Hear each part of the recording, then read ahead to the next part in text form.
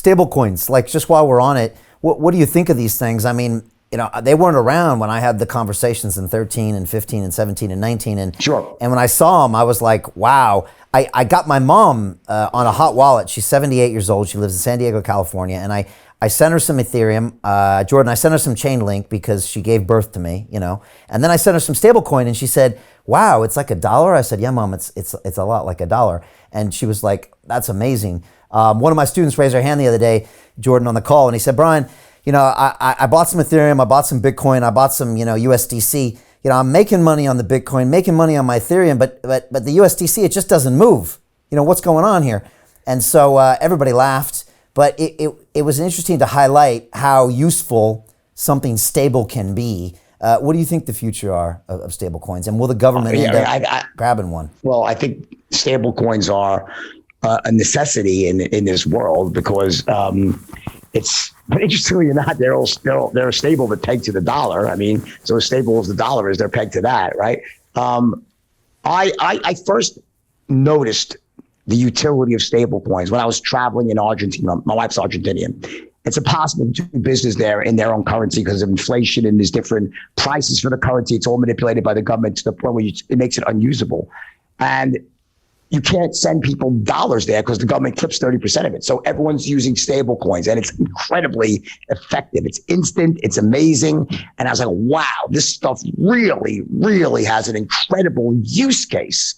In fact, one of the companies I have a stake in called Monarch, we have a wallet. We have built a decentralized PayPal that uses stable coins to do everything you could do on PayPal, one-time and recurring payments without gas fees and without the requirement of having Ethereum. So we have that technology, and without the stable coins, it wouldn't work. Because how you going to sell give someone Ethereum or Bitcoin, the next day it's up 10% or down 5%. It doesn't work. You need a stable means to make exchanges at scale, small, large. So it solves a great problem. That being said, I am extremely worried that some of these stable coins are not what they say they are. Like they are not actually backed by the assets that they're supposed to be backed for. But then again, I would probably say that's true of most institutions in the U.S. that are centralized, I don't think it's a problem unique to stable coins, but I do think that there's going to be a reckoning here.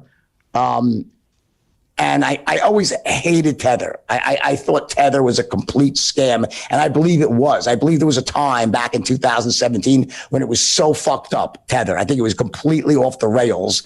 And I know they paid a fine about that, but I think that was only scratching the surface. I think they're investigating it again right now. Listen, I think probably, I would assume they've gotten their shit together now and they're doing it right.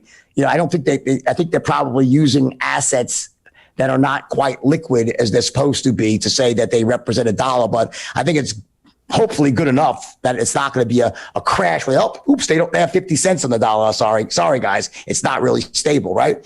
But the other ones, USDC and USDT, I mean, listen, they're necessary. I have a lot of money in stable coins because it's easy if I don't want to be using, let's say I have a few $1 million that I'm going to be investing around. It's just cheaper to keep them in stable coins. So then I can deploy it as I want without worrying about where it might be at any moment. So I always have some reserve in stable coins that I keep. Lastly, that's completely different than a centralized digital currency of the US or the digital yuan. That's an entirely different thing. It might be able to run on the same rails or something. I don't know if it will or not, but I will tell you that's just not crypto. That's a centralized instrument. Like the dollar is basically digital right now. I mean, you transfer it around. So it's a settlement mechanism isn't on the blockchain. So, but I think it's really dangerous. Like a centralized government currency, good Lord. They'll take that. They don't like what you say or what you did. Forget them trying to freeze your assets and they'll just want to press a button and your money's gone. Like I would never want to have a digital dollar. Yeah, we're hearing horror stories of the digital yuan, and it's like that. It's like you get the money, but you can only spend it on this, this, and this as long as you behave like this. And then it's like... And they know exactly where that gives them full clarity into everything. It's just, that's it, Yeah, and, we fought hard for, freedom of speech, but if you don't have financial freedom, you don't even have the right for freedom of speech because you got no money. So it is the ultimate way to control the people, and you could argue that's what fiat currency does, and I might ask you about that. I had Jeremy Allaire, the founder of Circle, on the show a couple months ago, and they founded USDC. And it was interesting, Jordan, because he said, look, every time we mint one USDC, we go buy a US Treasury security, not corporate paper, actual Treasury security, and it's held and they audit it and it's the perfect version. He said, look, Tether, it's not that way, but he said some people want it that way. They want a stable coin where the US government doesn't control it or look at it. And then we see these algo stable coins like Terra Luna becoming very popular. Okay, 19, 20% yields. It's algorithmic. It comes more risks to it, but also there's more yields.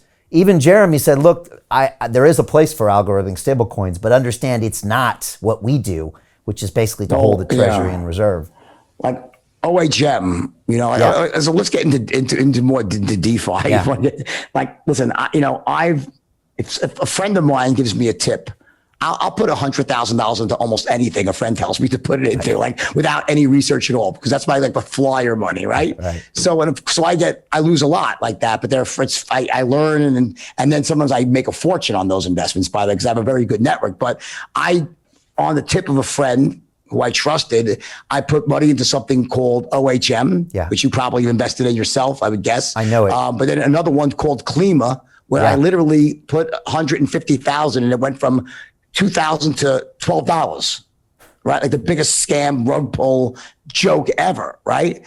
And those are DeFi applications. And especially OHM is supposed to be like an algorithmic stable coin of some sort, right? Which turned out to be like incredibly unstable. So I think there's danger, like you said, there's a place for them, but I consider those very, very high risk. And I wouldn't even look at them the way, stable coins are stable. It's not a semi-stable coin. It's like either it's stable or it's not. You know? Yeah, and I remember, Cuban got involved with that Iron Finance. And the thing about a stable coin is it's stable until it's not. And then it usually goes to zero.